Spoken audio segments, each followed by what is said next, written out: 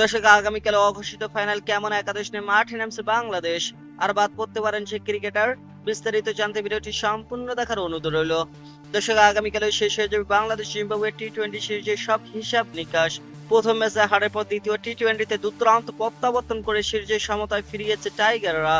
এখন 3 ম্যাচের সিরিজ 1-1। ফলে আগামীকালে 19শে জুলাই বাংলাদেশ সময় বিকেল 4:30টায় উলাইয়ের কুইন্স স্পোর্ট ক্লাব মাঠে অনুষ্ঠিত হতে যাওয়া তৃতীয় ও শেষ টি-20 রূপ নিয়েছে অঘোষিত ফাইনালে। যে দল জিতবে ট্রফি উঠবে তাদের হাতেই, তাই কোনো ঝুঁকি নয়। সেরা একাদশ নিয়ে মাঠে নামতে চাইবে টিম ম্যানেজমেন্ট। দ্বিতীয় ম্যাচে দুর্দান্ত পারফরমেন্সের পর বড় পরিবর্তনের সম্ভাবনা খুবই কম, তবুও কৌশলগত একটি পরিবর্তন নিয়ে ভাবতে পারে বাংলাদেশ।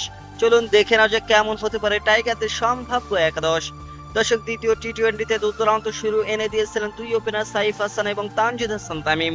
দুজনে তুলে নেন দারুণ 50 এবং করেন 120 রানের উদ্বোধনী জুটি।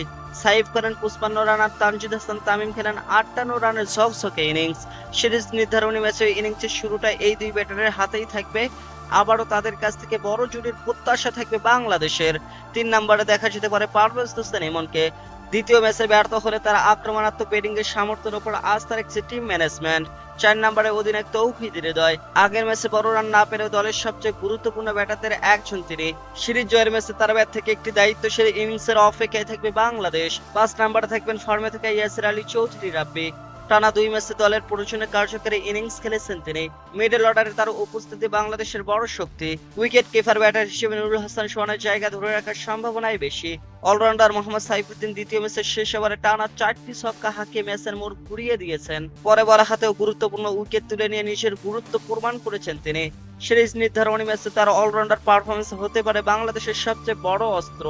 স্পিন বিভাগে শেখ মেহেদী হাসান এবং রিশাদ হোসেনকে নিয়ে নামার সম্ভাবনা সব থেকে বেশি। দ্বিতীয় ম্যাচে শেখ মেহেদী 3 উইকেট নিয়ে শুরুতেই জিম্বাবুয়েকে চাপে ফেলেন। অন্যদিকে রিশাদ হোসেন 4 উইকেট শিকার করে ম্যাচ সেরা বোলিং করেন। এই স্পিন জুটি আবারও বাংলাদেশের জয়ের চাবিকাঠি হতে পারে। পেস আক্রমণে থাকবেন তাসকিন আহমেদ, নাহিদ রানা ও মোহাম্মদ সাইফুদ্দিন। নাহিদ নিজের গতিতে ব্যাটারদের ভুগিয়েছেন, আর তাসকিন আহমেদ নতুন বলে নিয়ন্ত্রিত বোলিং করে প্রতিপক্ষকে চাপে রেখেছেন। দর্শক, সিরিজ জয়ের ম্যাচে এই 3 পেসারের ওপর থাকবে বড় সড় দায়িত্ব। এখন আর কোনো দ্বিতীয় সুযোগ নেই। আগামীকাল বিকেল 4:30টায় শুরু হবে সেই মহরণ, যেখানে মাত্র 20 ওভারের লড়াই নির্ধারিত হবে সিরিজের চ্যাম্পিয়ন। দ্বিতীয় ম্যাচের আত্মবিশ্বাস ধরে রেখে ট্রফি জয়ের লক্ষ্যে মাঠ নামবে বাংলাদেশ। কোটি কোটি সমর্থকদের একটাই প্রত্যাশা, আগামীকাল জয় নিয়ে মাঠ ছাড়ুক টাইগাররা।